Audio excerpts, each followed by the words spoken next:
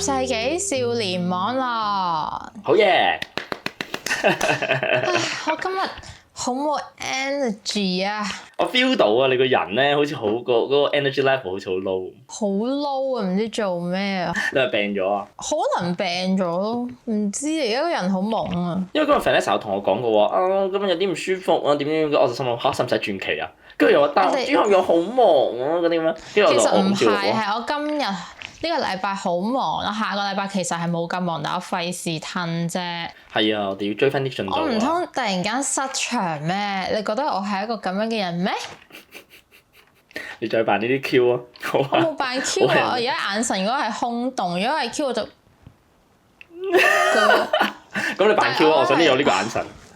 我唔想啊！好，我哋試下精神少少，好唔好？好啊！ 1、2、3，俾你揀。唔好扮呢個， Ski 唔好做啊！唔好做，好 lame 啊！呢個唔好啦。唔 lame 喎，最近係咁見到喎。好啊，咁循例都問候下你先啦。你點啊？最近唔係咁好啊！我好驚我再講話我都幾好喎，咁樣然後你嬲喎。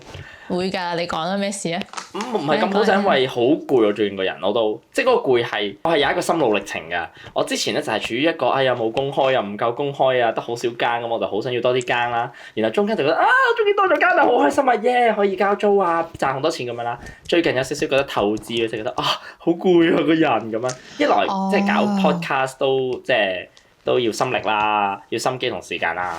二來就真係翻工翻得好多咧，就覺得都幾攰喎咁樣，即係所以有少少攰咯，但係又 no complain 嘅。咁唔緊要啦，你呢啲攰係富貴攰啊嘛。係啊，同埋我最想分享就係我今日 literally 係英國1週年啦，耶！我記得我上一集 podcast 都已經有輕輕咁提過話就嚟1週年啦，而今日我就真係1週年咯，我就覺得係啊，真係值得慶祝啊！你未必有同人哋拍拖咁樣1週年，但係你係可以擁有同一個國家嘅1週年。係啊，都幾開心啊！即係週年紀念啊嘛。即係我覺得呢個1週年係好就好在，即係都係嗰句啦。我同上次講嘅好似就係佢有令到我融入到英國呢件事係令到我最開心。我覺得我而家好 British 咯，我覺得我飲酒叻咗好多咯。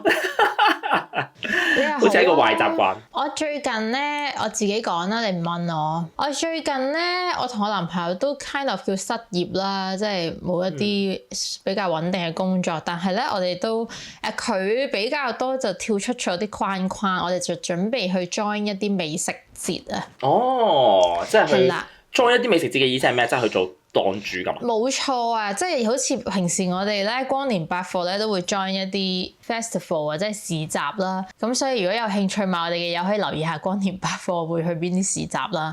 咁但係咧今次咧就係以我男朋友黃黃嘅首次嘅個人名義去參加一啲美食攤檔啊，所以會喺5月尾同埋6月尾咧都會有擺檔，咁然後就我哋就好緊張喺度籌備緊所有嘢。哦，咁即係其實同我哋本身好唔同喎，即係我哋擺檔，我哋係買一啲乾貨，買一啲飾物啊嘛，我哋準備晒啲貨得啦。但係今次你哋係要去煮嘢食咯，係咪？我哋第一個 join 嘅係一個台灣節啦 which is 係都幾大型嘅，仲要有好多明星嚟表演，希望大家會嚟啦，到時多倫多啊嚇，因為 based on呢個台灣節，佢係想整台灣小食啦，咁所以咧我哋再喺呢一個市集前少少嘅期咧又 join 咗一個，咁就咁順便不如第一個就當試驗下啦，跟住後面就真係做啦，因為後面嗰個係大型啲同埋貴啲嘅咁樣。哦，即係所以你哋係連續去2個咁樣。冇錯。哦，開心喎！你講起美食呢件事咧，你令我諗起我最近同啲同事展開咗激烈嘅討論，就係即係英國究竟有啲乜嘢美食呢件事啊？心諗我認真諗下，我去你諗下英國菜究竟有啲乜嘢英國菜咧？即係呢件事係好 confuse。我成日都會笑我啲英國同事就話究竟英國菜有啲乜嘢咧？跟住佢哋連自己都會笑自己就話冇㗎。跟住 Blood pudding 咯。Black pudding 就唔係美食咯，但係都係英國菜嚟嘅。跟住佢哋就講話，呢個all day breakfast 咯，我心諗下。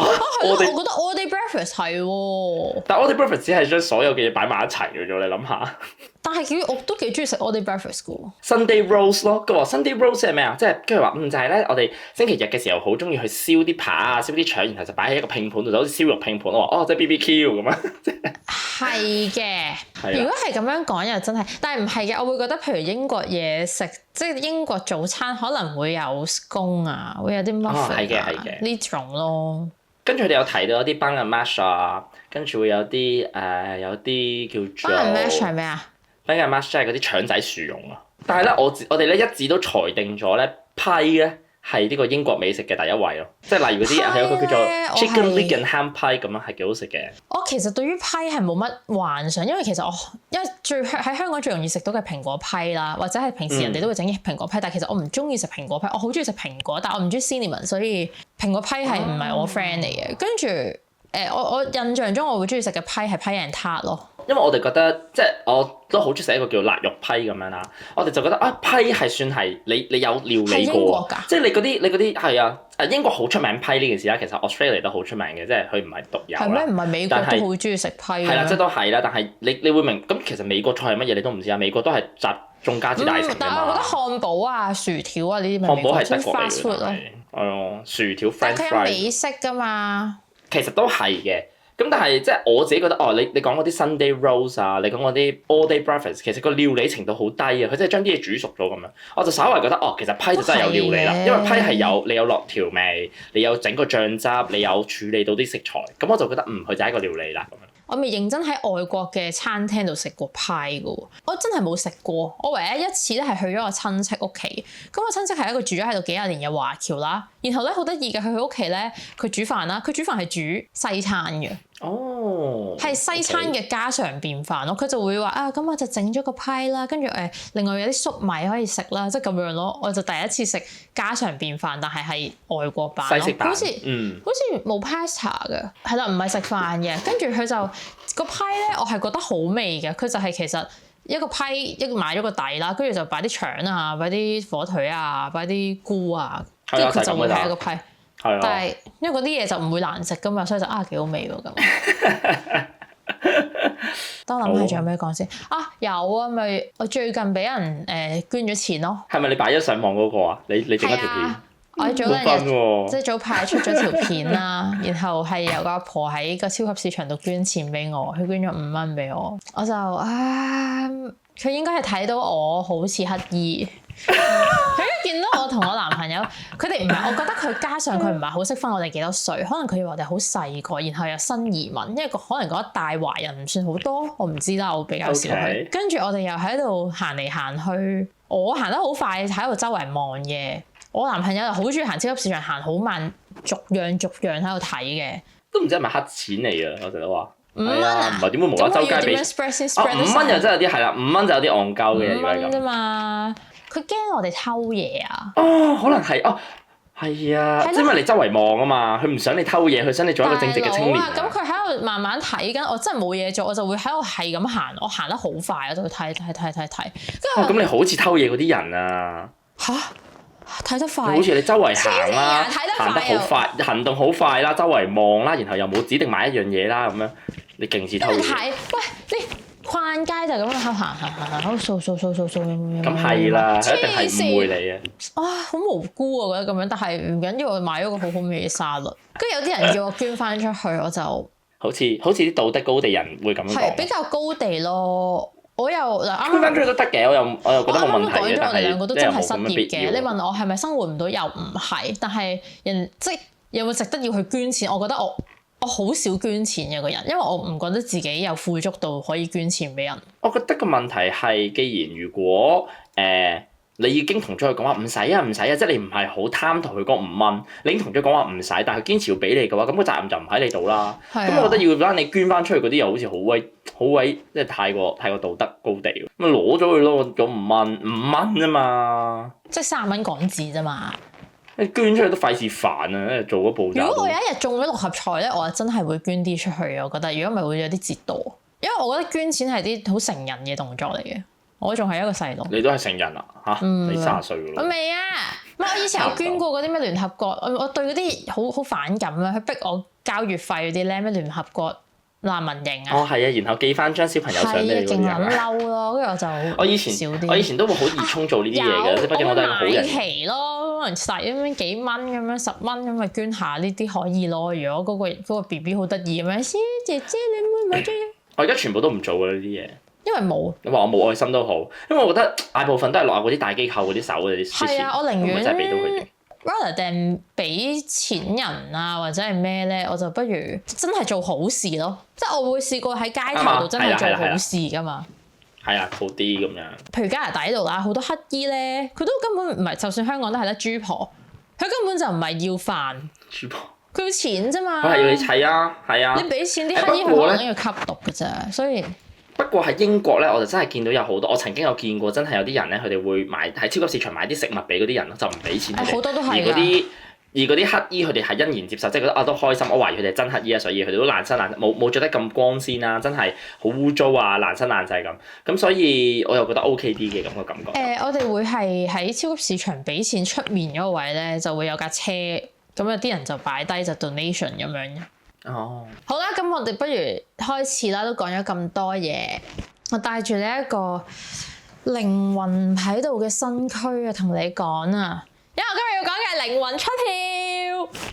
Déjà vu 係嘛？Déjà vu 唔同靈魂出竅啊嘛？Déjà vu 唔係就係靈魂出竅咩？嚇！Déjà vu唔係我今日做完呢一樣嘢就，我之前有試過呢個感覺，嗰個先係 Déjà vu 咩？唔係？好似係喎，等我揾下。Déjà vu 嗰個譯名似曾相識嘅感覺啊嘛，但係你講得又啱哦，係啊 Déjà vu 叫記事感啊，真係唔係係喎，叫記事感。對唔住，你有冇試過 Déjà vu 啊？梗係有啦，經常。係咯，其實好多時候都會有 Déjà vu 嘅。啲人話係假㗎嘛，啲人話係你個腦呃咗你，以為你自己見過嘛。我覺得佢哋成日話個腦係乜嘢嗰啲咧，都係真㗎咯。我覺得呢啲嘢都係兩睇，即係你既然話得嗰個腦呃你話你見過，其實都可以係真，即係點解你要講啫？你明我乜啊？我明，因為我陣間有一個論點咧，我都即係有一個位我都覺得係咁樣嘅，我可以分享下。咁啊，靈魂出竅咧會叫做 OBE 嘅。Out of body experience 咁係一種咧係彷彿喺身體以外位置感知世界嘅現象啊！你嘅意識離開咗你個身體，就應該就係靈魂出竅。資料顯示咧，1/10嘅人咧會喺一生中經歷過一次靈魂出竅嘅經歷啊，更常見咧係會經歷幾次。有冇咁多啊？我覺得在座我同你都冇啊，你有冇啊？我未試過，我唔知叫唔叫試過，應該可以分享下。一陣間講啦。我一啲都唔似，即係一啲都唔係，但係如果你夾硬講，都可能有機會係嘅。可以，我都有啲，因為佢其實靈魂出竅有少少條件嘅，我有少少搭一搭住咁樣。又唔係條件。咁聽完你講，可能即係佢通常發生喺乜嘢情況底下？係啦，有啲唔同嘅靈魂出竅嘅狀態嘅，就係有一種係自發性嘅靈魂出竅，咁另外一種咧，就係誘發性嘅靈魂出竅。咁我哋講下自發性先啦。自發性咧就會係好多聲稱經歷過靈魂出竅嘅人咧，都話自己咧係處於睡眠嘅邊緣嘅，又或者係經歷呢個靈魂出竅之前冇耐咧係瞓着咗嘅，即係喺你好淺層嘅睡眠嗰度。咁咧通常咧呢啲人都係由於可能係疾病啊，或者情緒壓力啊，或者攰得滯啊咁樣去導致啦。咁大多數情況咧，嗰啲人咧係覺得自己係清醒嘅，而入面有一半嘅人咧係覺得自己咧係會有睡眠癱瘓嘅，即係俾鬼責。哦，OK。咁所以係俾鬼責都係其中一種 out of body experience 嚟嘅。係咪？佢呢度咁樣形容咯，即係話點樣講咧？你其實冇做啲乜嘢，但係喺你瞓緊覺嗰個臨瞓同埋未瞓，或者你喺個睡眠好淺層嘅時候，就係好多人都話試過喺呢啲情況底下，靈魂就出咗竅咁樣咯。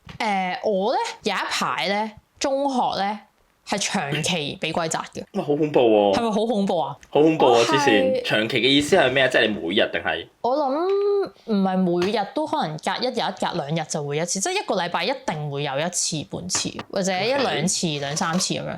係你冇試過啊？有冇試過俾鬼責？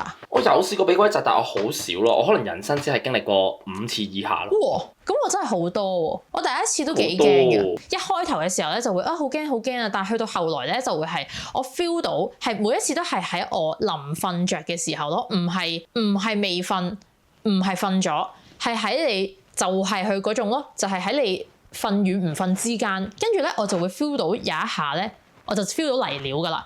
咁我後來 feel 到嚟咧，我就又嚟啦！我係會咁樣諗嘅。OK。我仲甚至試過咧，上 lecture 嘅時候咧，趴喺度都試過。你好多俾鬼責咯，係啊，真係喐唔到。因為咧，我諗翻起我以前有呢個俾鬼責嘅經歷啦，我就突然之間諗翻起就係喺我被歸宅嘅時候啦，我就好記住一樣嘢就係要講粗口啦。我就每一次咧我都會經歷一個非常之似電影嘅橋段，就係我臨尾喐的嗰下我就會屌你老母咁樣咯，即係我就會咁樣突然之間起咗身咯。係啊，我咧頭嗰輪咧，因為我唔可以講次啦，因為我好多次，我係數唔到咁多次嘅。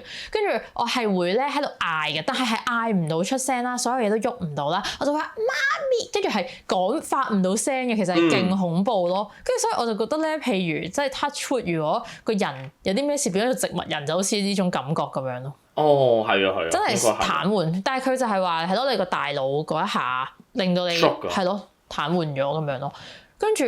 我有試過咧，係我覺得係一啲夢嚟嘅，我唔覺得真係有鬼。我有試過，我見到前面有嘢嘅，但係我唔當佢係鬼咯。我覺得係只係我嘅幻覺。咁恐怖喎！我分唔到係個夢定係真係前面有鬼咯。我即係試過唔止一次，可能2、3次，或者可能10隻手指數得晒，就係前面我記得有試過有女鬼咁樣嘅，即係總之有啲嘢咯，咁樣去好似想攻擊我，但係因為好快就會過咗，跟住我就冇咗件事，我又唔係好肯定係咪唔係好真實嘅，因為呢件事佢係就係喺你半夢半醒咁樣。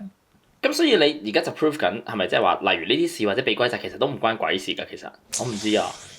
我覺因為科學啲咁講嘅話咧，係可以講話啊，你嘅大腦突然之間閉塞，你乜乜柒柒，但係即係我就會覺得啊，係咪真係唔關鬼事咧？我呢個我唔會當關鬼事咯。如果唔係，我咪撞咗好撚多次鬼。唔得嘅咩？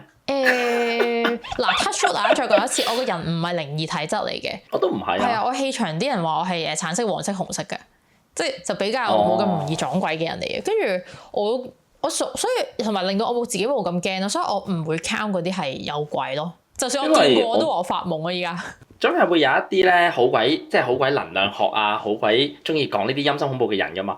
嗰啲佢哋唔會話，佢哋冇話俾我聽我嘅能量係咩顏色，但係佢哋又同我講話，唉，你呢種性格嘅人唔會撞鬼㗎，你個人好 sunshine 啊嗰啲咁嘅邏輯。我以前就係見過人哋睇到顏色咯。哦。所以佢就話一般人就係一般人暖啲嘅色嘅應該係，跟住佢就話我係再特別暖嗰邊咯，即係可能真係橙橙黃黃紅紅咁樣。跟住佢話試過見到有啲人咧，係藍啲啊、綠啲、冷啲，即係個人咧就會有啲怪氣咁樣嘅。啊，咁佢哋就容易啲撞鬼啦。可能係嗰個體質就咁，所以我唔 count 咯。但係咧，我個靈魂咧依然喺我身體入面嘅喎。咁可能我就係喺呢個邊緣嘅啦。OK。可能其實我再做一啲再谷自己出去即係再用力啲或者再用啲技巧，你就可以。係啊，因為可能 kind of 我嗰下就係我癱瘓咗，就係我靈魂唔能夠控制我身體啊嘛。咁所以佢可能已經你明唔明啊？喺個 ready 位咁樣咯，可能撳多個掣我就出到嚟。我下次係咪應該要試下咁樣做啊？撳多個掣啊嘛，撳個 belly button。但係咧，我有試過喺呢度咧，真係有啲恐怖，就係咧，我係 feel 到好似有人摸我咁樣嘅，試過1次半次。嚇！有人摸你咁好明顯，好恐怖喎！黐線，你係靈異體質喎，你仲話自己？我都係覺得見唔到，算啦，由佢咁。OK，咁自己咁樣諗開心，冇咁恐怖，冇咁驚。係同埋因為我太多次，我係慣咗呢件事嘅，但係其實每一次我都驚嘅，所以我就又嚟啦，但係我又會好驚。跟住所以咧，我知道就嚟嘅時候咧，我係會冚住被添㗎，即係 ready 好冚住咁樣咯，跟住就喐唔到啦咁咯。如果你係一個矯情做作 V 運啲嘅人，你就會成日周圍同人講話，我有好多次靈異體質㗎，點嗰啲。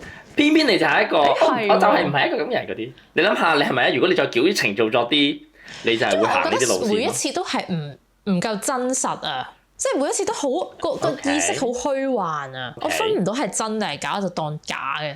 同埋咧，我就有學過咧，就係由手指由最少嘅嘢開始喐起手指，佢自己就會喐得翻。哦，係啊，係啊。我見啲人都係咁講話，由嗰個端即係腳趾或者手指喐起咯。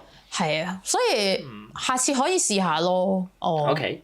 你就冇乜呢個機會啦。我而家都仲會有偶然，我可能1-2個月會有1次半次咁樣咯。OK。好，咁我繼續講啦。OBE 即係呢個靈魂出竅咧，仲有另一個形式咧，就係好常見，就係瀕死嘅體驗。即係一啲人曾經咧係受過嚴重嘅身體創傷啊，例如浸親啊，或者做大型嘅手術咧，都試過出現 OBE 嘅。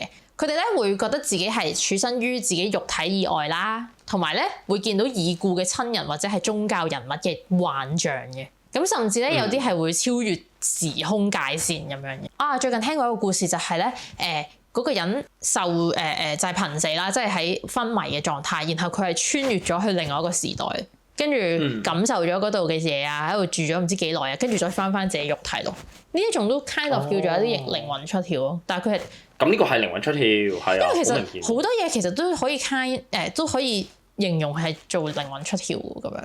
佢呢種其實係叫你如果淨係講到咁大路嘅話，咁其實佢靈魂離開咗個身體之後就已經叫靈魂出竅啦。其實係，又或者係瀕死，好多人都話會見到一啲人啦，即係有啲人話係見到嗰啲牛頭馬面啊，有啲係咯，有啲就話會見到親人。好恐怖啊！如果見到牛頭馬面，黐線㗎嚇接你啊嘛，係咪？哇！恐怖啊！黐筋傻㗎，接得我就死㗎咯喎。但係見到親人咯。親人就如果我見到走咗嘅親人，我諗我都會驚咯。即係譬如太公你唔驚咩？好恐怖喎！我有聽過話瀕死嘅時候見到嘅親人咧，嗰啲人係見到一啲遠方啲嘅親人，即係唔係你最 close 嗰啲嘅，即係可能係表。咁我未必認得出喎。我未必認到嘅太遠。嗱呢個真係冇試過啦，就好難講啦。但係係咯，好多都講過就係話瀕死會靈魂離開咗，跟住落翻去係真係咩？好似嗰套2002咁啊。OK，水鬼嗰套啊嘛係嘛？係啊。我中意馮德倫，因為謝霆鋒昏迷，跟住去咗打方力申，跟住咧就同佢戳嗰個CP 啊，咪嗰個，即係炸翻謝霆鋒翻去自己嘅身體入面。佢本身死咗㗎啦，谷德超宣佈咗佢死亡時間㗎啦。你記得好清楚啊！因為早幾個月睇完啊。哦，好睇喎，好中意睇喎。我好中意馮德倫嘅。同埋謝霆鋒又最近開演唱會，佢個仔勁靚仔咯。我知啊，我有睇啊，個個都同我講。啊，仲有時咧係一啲極限運動啊，即係一啲高海拔嘅攀爬或者係馬拉松跑步咁樣會極端消耗你體能嘅運動咧，都有機會會導致靈魂出竅嘅喎。OK，我以為嗰啲要好 concentrate 嘅添。係，即係我睇呢一個形容靈魂出竅嘅資料啦，佢就話咧，你會可能會感受到呢個雙重定位嘅感覺，同時體驗地面同埋空中嘅視覺，即係攰撚到咧出咗竅啊！即係個意思應該係雙重定位，應該係分身咁樣咯，就變咗做。但係我又有少少理解喎，即係哇好攰啊，好攰！即係攰到你個人咧，你有冇試過 extremely 攰啊？我有試過 extremely 攰嘅時候，突然之間有一刻覺得自己我去咗邊啊？我做緊咩啊？係我做緊咩咁樣咯？即係有一下。可能就係咯，你就試過咯。但我理解嗰種好攰咧，攰到你覺得你有種喺度離開。但我見唔到其他嘢嘅喎，即係我嗰一刻係突然之間 blank out 咗個腦啦。係你又可以寫上雜誌啦。係。即係如果咁誇張，你攞咗出嚟講啦。但係我覺得即係你呢個都似啊嘛。死咯！我覺得自己個人生好普通喎，我都想試下靈魂出竅喎。你都想試下上雜誌可以練㗎，我聽啲人講話可以。啱啱講嗰扎咧係呢個唔係你自己控制到嘅，就係你有啲唔受控嘅狀態底下嘅靈魂出竅。而家我嚟講咧，有啲誘發性嘅靈魂出竅。OK，你就可以製造靈魂出竅啦。第一，靈魂出竅咧係可以由一啲迷幻劑去誘發嘅，例如係嗰啲 LSD 啊，或者係你有冇聽過 LSD 啊？冇，係咪即係嗰啲毒？係咩？嗰啲迷幻，即係嗰啲毒品啦，安酮又係啦，即係有幻覺嘅嘢啦。可能迷幻蘑菇都係，又或者係好出名嘅呢個死藤水啦，都係一啲秘魯死藤水都係，即係佢講係一啲佢嗰度嘅形容就係一啲好 spiritual 嘅嘢啦。但係其實佢都係一啲迷幻劑嚟嘅啫嘛。你有冇試過想飲死藤水啊？冇試過想飲死藤水，但係如果有機會嘅話，我覺得人生試一次都得。但我相信我應該係唔中意咯，即係我係麻麻地嘅。秘魯你會唔會想試下？咁就睇下嗰個犯法程度咯。畢竟係一個奉公守法嘅人。I mean，我真係我唔係為咗驚乜嘢，而係我係一個好怕事嘅人。如果應該唔係㗎嘛？我唔知喎。死啦！因為佢有 tour，好多好 official。我係有啲驚呢啲嘢嘅人嚟嘅，即係我係唔係好中意 lose control 啦，或者要我有啲驚㗎呢啲嘢。譬如大麻咁樣啦，即係依家加拿大可以食㗎嘛，咁就我會覺得我每一次咧，即係有啲人係會好中意㗎嘛，我每一次都會唔係好想食，但係每一次食咗就好開心咁樣。我唔中意喎，我唔係咯。你冇試過食完之後係開心㗎？嚇！你會覺得好因為我對最近有一次咧，就係嗰次仲要好舒服，因為我唔係好中意食嗰啲大麻煙啊，咁所以咧嗰次我哋係用嗰啲滴滴劑，咁咪擺喺杯咖啡嗰度，咁咪飲啦。跟住飲完之後咧，就隔咗個零鐘先至開始嚟喎。我哋喺條街度行啦，然後就 feel 到啲時間過得超慢啦。嗰次係非常之 good 嘅 trip 啦，係行街都好開心。我行兩步咧，我就會唔小心去咗旅行啊！我話自己，即係去咗第二度咁啊，好似。係啊，我就會浮走咗呢度邊度，我就成個感覺咧，明明嗰條係多倫多嘅 downtown 啫嘛，即係我其實可能都行過，但我就覺得哇好得意喎，我就對所有嘢我本身都好好奇咧，佢就放大咗呢件事啊嘛，好多嘢都覺得好慢啦，嗰次係特別慢嘅，即係嗰次嗰個好勁啊！仲有咩咧？跟住我就又有個 friend 就好 regular，又唔係好 regular，即係食得多啲。我就話哇，其實咁樣如果每一次都咁開心咧，你 kind of 係延長咗你壽命嘅喎。你個體感覺得開心嘅時間係好長啊嘛。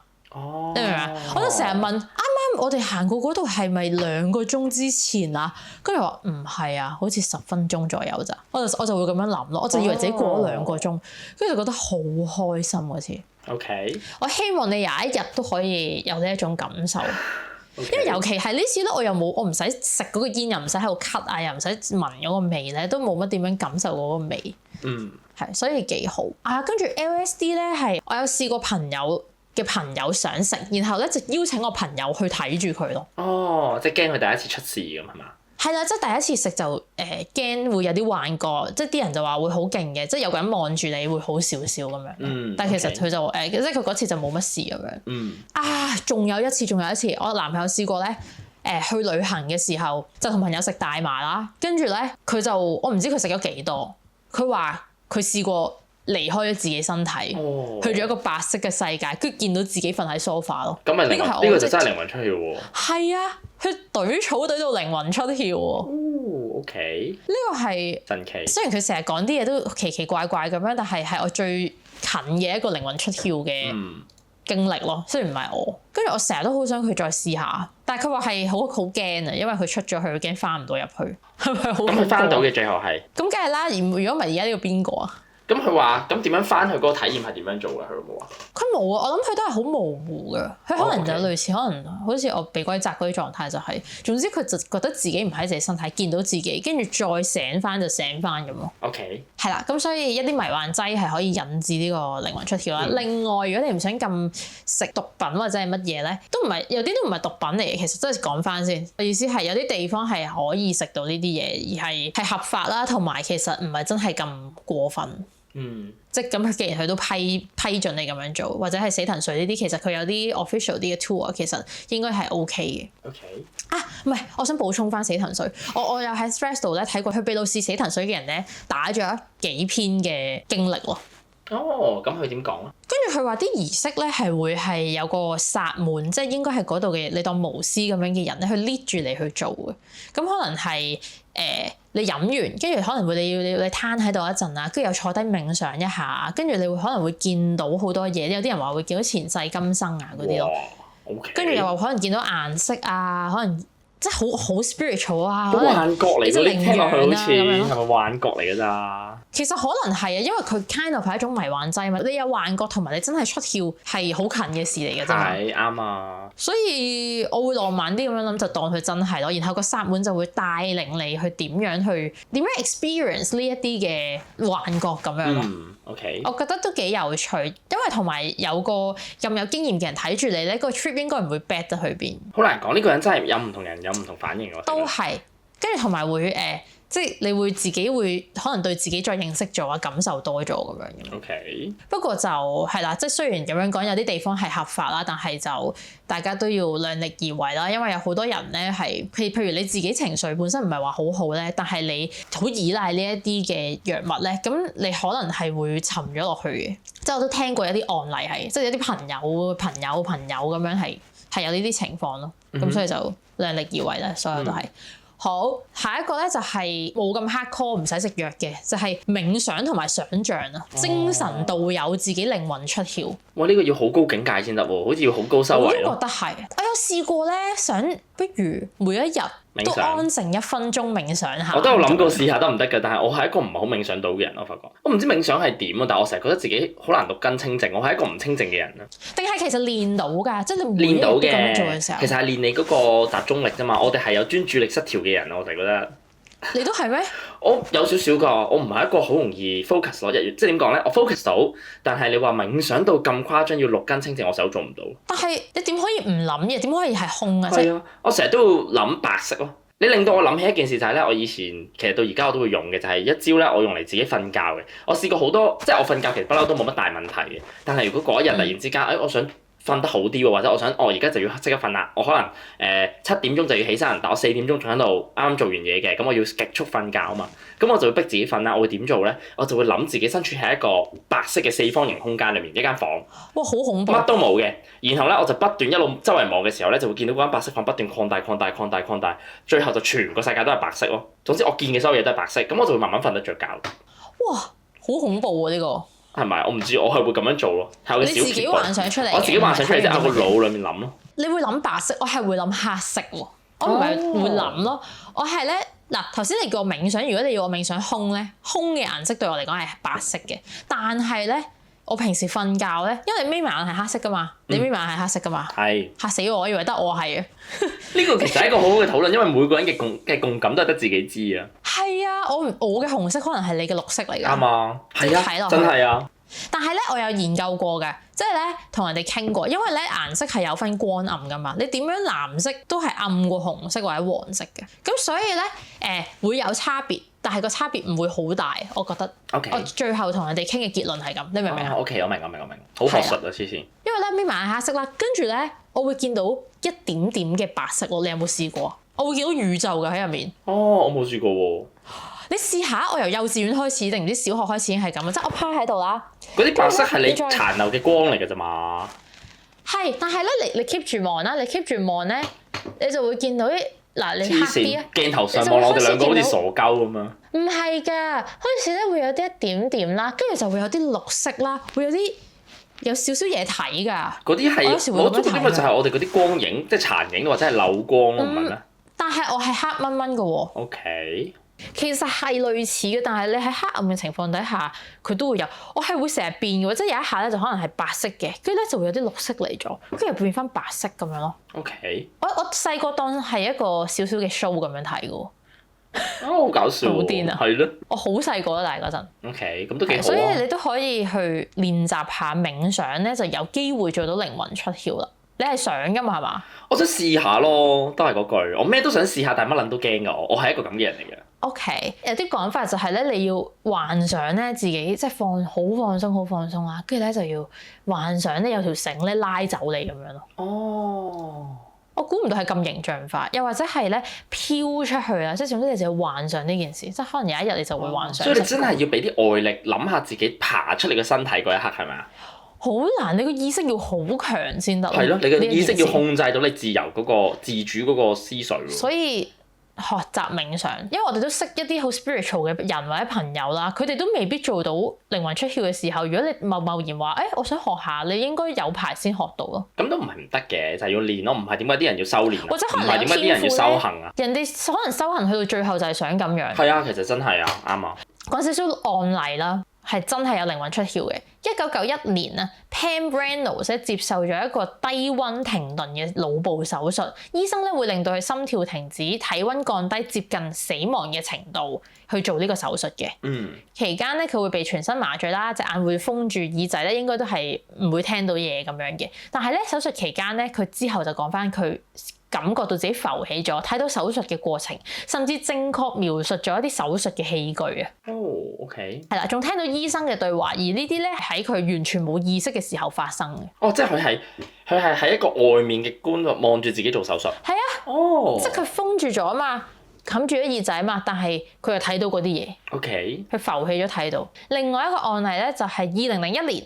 荷蘭嘅心臟科醫生啊，就喺一個醫學期刊上面咧發表咗針對344位心臟驟停嘅患者嘅研究啦，其中咧有18% 咧係有瀕死經驗嘅，而部分咧係包括咗靈魂出竅嘅。有一個患者咧喺心臟停止嘅時候咧被救活返，但係咧佢清楚描述到護士急救佢嘅時候咧點樣將佢個假牙拎出嚟放喺邊一個櫃桶咁樣啦，然後佢醒返嘅時候咧佢好準確咁樣指返啲牙係喺邊度嘅。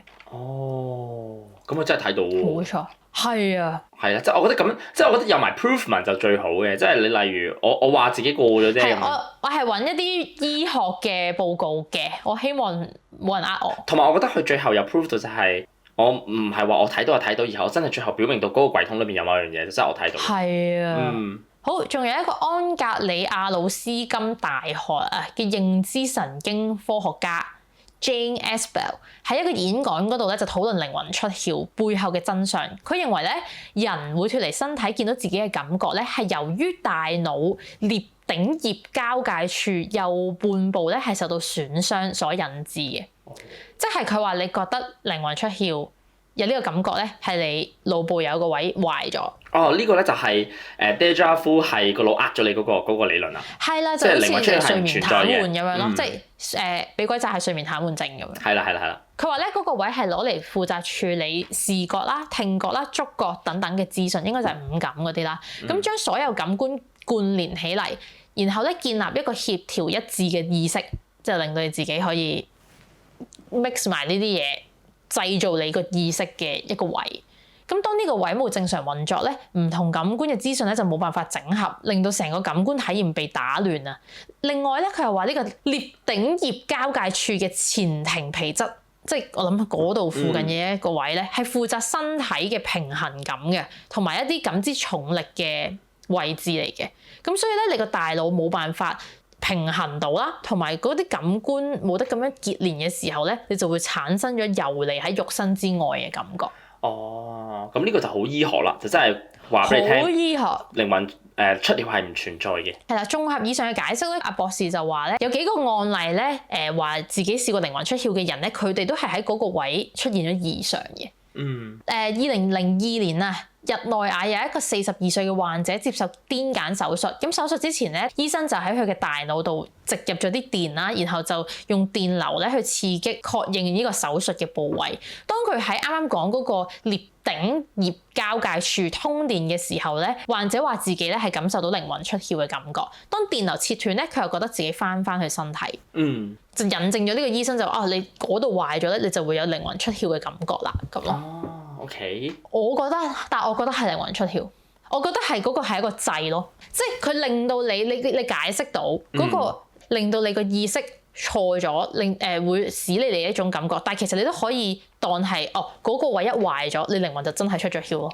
我覺得呢個答案好係我哋會諗嘅，我哋就係偏向中意一啲 V 運啊，或者有一啲超自然嘅嘢發生啊，但係嗰啲理性撚就會好中意即係舉一反三咯。但係我理性覺得自己冇撞鬼喎，俾鬼砸咗咁多次都。因為我會覺得咁如果係咁，點樣解釋嗰啲人睇到個櫃桶裏面有咩啊？係噃。係啊，即係如果你識咗，所以我咪話係真嘅咯。係啊，所以我都係相信有，即係我都覺得係有真。所以我唔認自己撞鬼係我細膽咯，純粹。唔係當然我會覺得，我覺得兩樣嘢都並存咯。點解唔可以共存咧？即係醫學上有嗰個問題，令到你有靈魂出竅嘅錯覺係會有，但係都有陣真係靈魂出竅咯。冇錯啊！點解我會講呢一個 topic 咧？原因係我最近睇咗一套劇咧，又係講一啲靈魂交換啊咁樣嘅戲。我係覺得即係佢係最尾先至有個咁嘅 twist 咧，就令到我好開心睇得。咁所以我就咁不如講下呢個靈魂出竅啦。咁我哋又都研究咗，即係睇咗一啲有啲咩戲係講靈魂出竅，發現勁多戲都係講靈魂出竅。你有冇諗到一套啊？哇！靈魂出竅啊！Eternal Sunshine of the Spotless Mind 算唔算係靈魂出竅啊？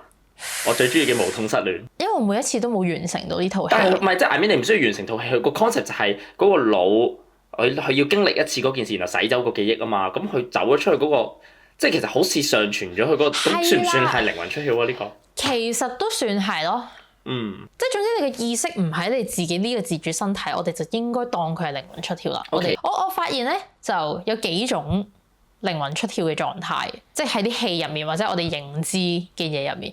例如咧好多戲都會講一啲交換靈魂嘅嘢，呢啲咧通常都係唔係好自主嘅，可能係一啲詛咒啦，或者係一個雷劈啦，就令到你同埋嗰啲人咧交換咗靈魂。Shame 係咪都係咁樣㗎？好似係喎，係啊。譬如男女主角會交換啦，父子交換啦，好似 Back to the 17咁樣。無頭東宮。Zac Efron。唔同嗱，無頭東宮就唔係啦。無頭東宮係換咗塊面，佢個靈魂依然喺自己度。換咗個頭啊！佢直情成個頭換咗啊嘛。唔係喎。換面啊。OK，咁點解叫無頭東宮啊？佢揾嘢講下啫。咁點解可以唔叫做無面東宮啊？好似成個頭換咗啊嘛。冇咁型啩。嗰陣興嗰啲大頭怪嬰啊嘛。唔係成個頭換咗咩 Anyway， 嗱有啲戲咧，甚至係會同動物換靈魂添嘅。我睇過一套嗰啲迪士尼戲係個人同隻狗咯。交換咗靈魂 okay.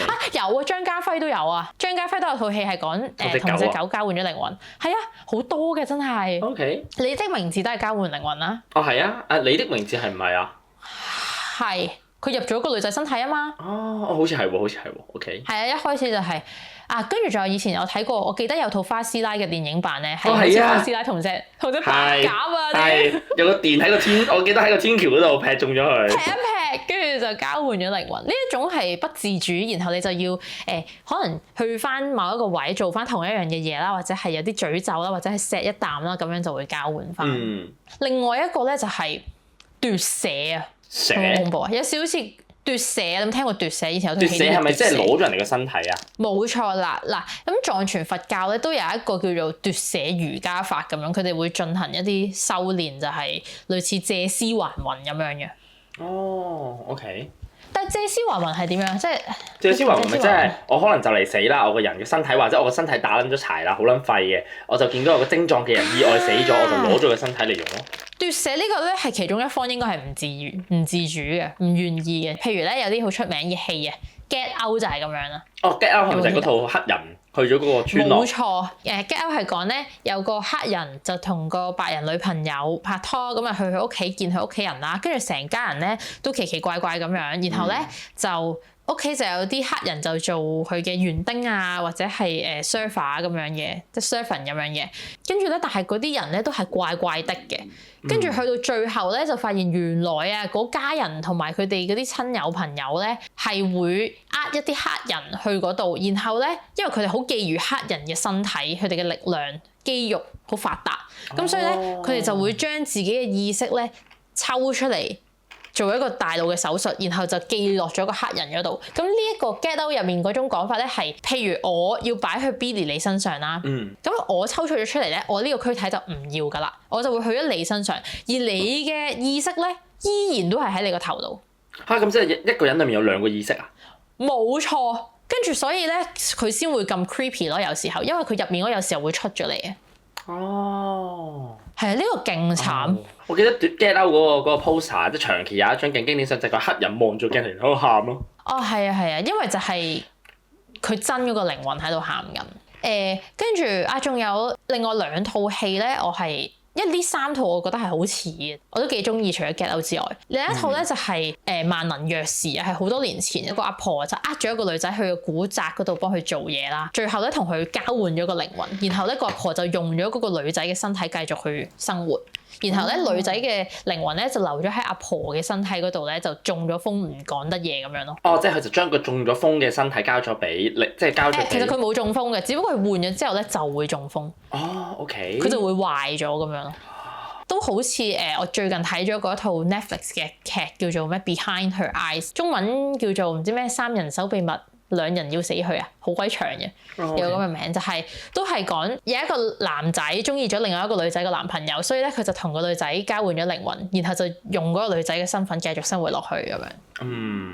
為咗啲咁情情塔塔嘅嘢攞人哋個身體，好似好膚淺咁，好 low 啊！定件事。但係其實佢咁樣係可以永生嘅喎。哦，係啊，其實你只要因為意識你不壞嘅話，你就唔會咩噶啦嘛。跟住咧，下一種 cat 咧就係我會認為咧係一種科技啲嘅講法嘅，對於靈魂出竅。就好似我頭先咁講，上傳咗你嘅靈魂去咗。冇錯啦，係比較可能自主決定啲嘅。有啲都唔係，但係佢就好似有少少講法，而唔係咁 we run。因為啱啱上面嗰啲咧，一啲係俾雷劈啊，一啲係咩有啲譬如奪舍嗰啲係有法事啊，或者係。係 we run 噶嘛，唔係好超自然噶嘛。今次呢個就科技嗰啲啦。其實 Jumanji 都 kind of 係。係啊，真係喎。靈魂出竅㗎。尤其是第二集啊，第二集個 Jumanji 係打機，唔再係玩棋㗎啦嘛。係啊，打機跟住你就將你個 mind 去咗嗰個人度咯。其實 Ready Player One 都係一樣咯。都唔係喎 ，Ready Player One 唔係 Ready Player One 佢嘅自主意識仲佢個人都係控制緊佢，只不過佢入面有個人啫。佢唔係入咗去嘅，意識控制兩個人。佢唔係，佢真人都跑緊嘅。咁所以呢個打機唔係。咁刀劍神域就係啦。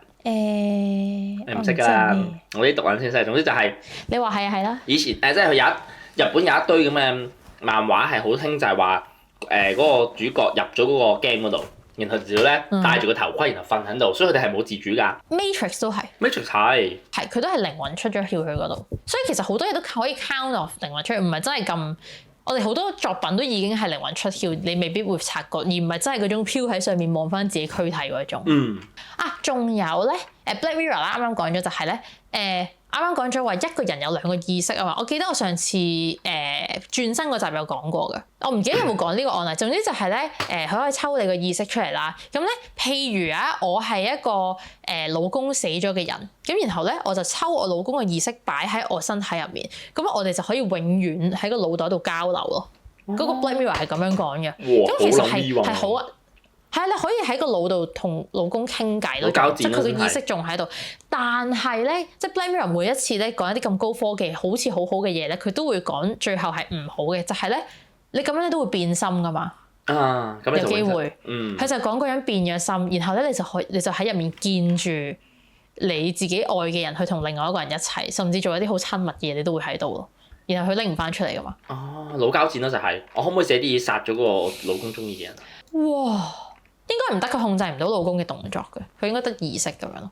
OK。跟住有一集嘅 Black Mirror 咧係好浪漫嘅，就係講咧喺一個老人院嗰度啦，大家又係用咗個意識抽取器，跟住咧就進入咗另外一個世界，就進入咗一個80年代咁樣嘅世界，就真係嗰啲老人家後生嘅時候，然後咧佢哋就喺嗰度做佢哋好開心嘅事咯。咁咧喺嗰個故事入面咧，一開頭係你可以一個娛樂，可能你每一日食完飯就有一段時間咁樣去做。如果你係中意嗰度咧，你就可以接受自己咧死咗直接去嗰個世界咁樣咯，係好開心。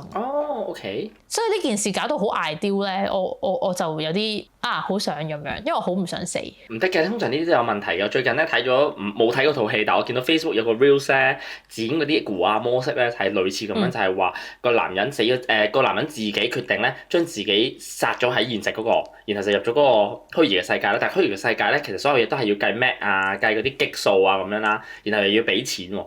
而控制呢個咧係佢女朋友，就出現咗頭先個問題，就係如果變咗心之後咧，個女朋友唔再幫佢加錢嘅話咧，佢就係一個都會再死咯。佢就會再死，或者佢就係一個受控制嘅人咯，佢就唔可以變心咯，個男人。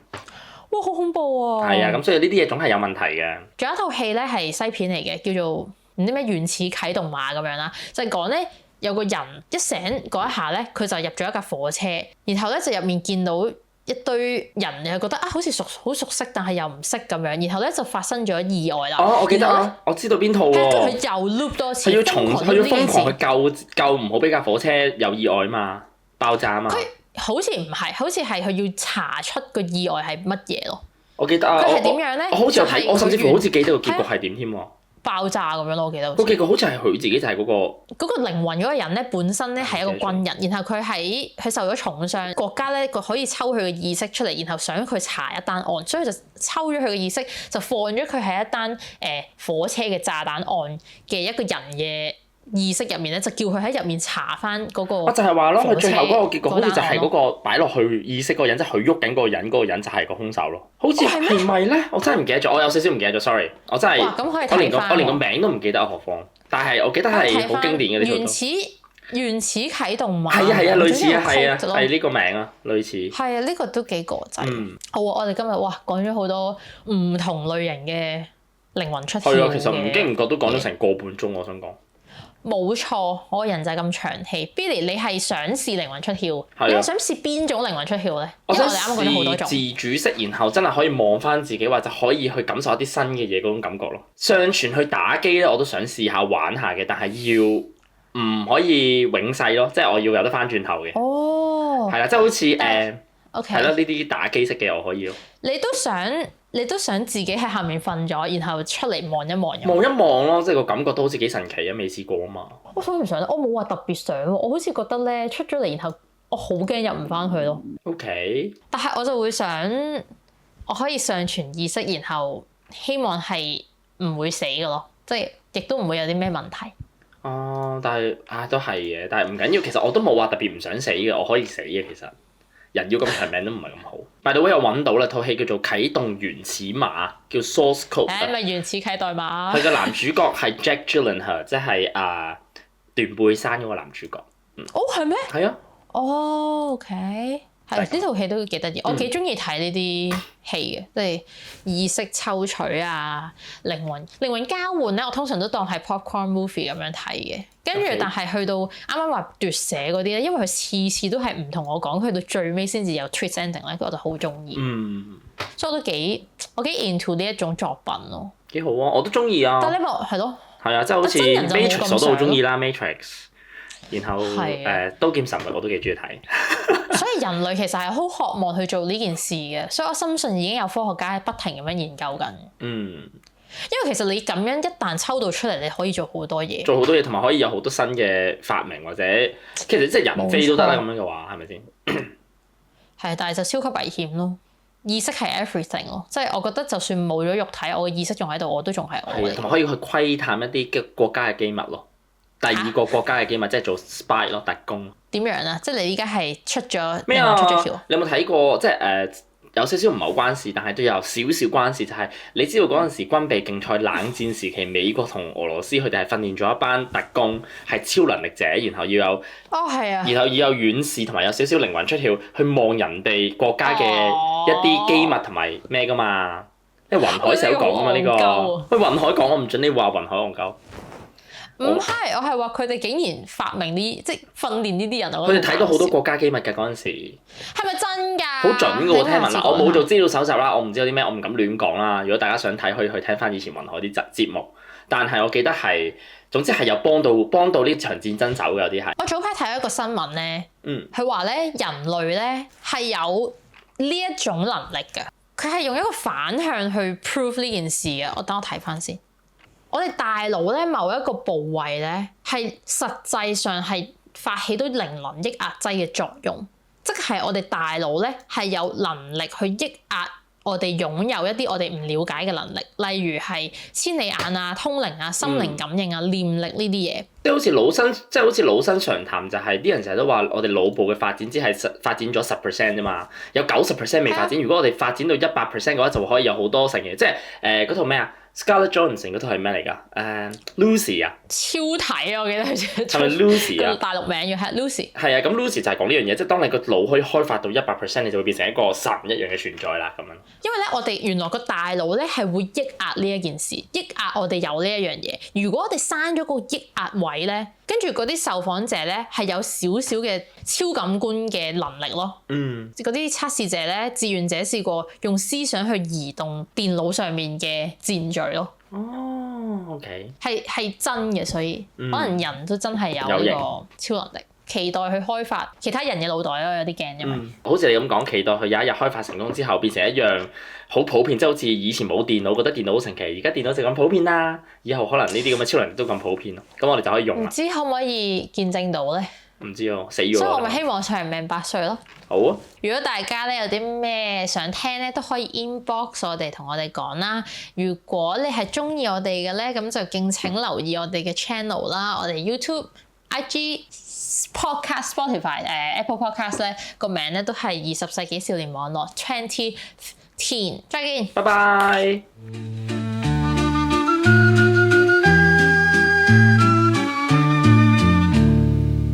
2018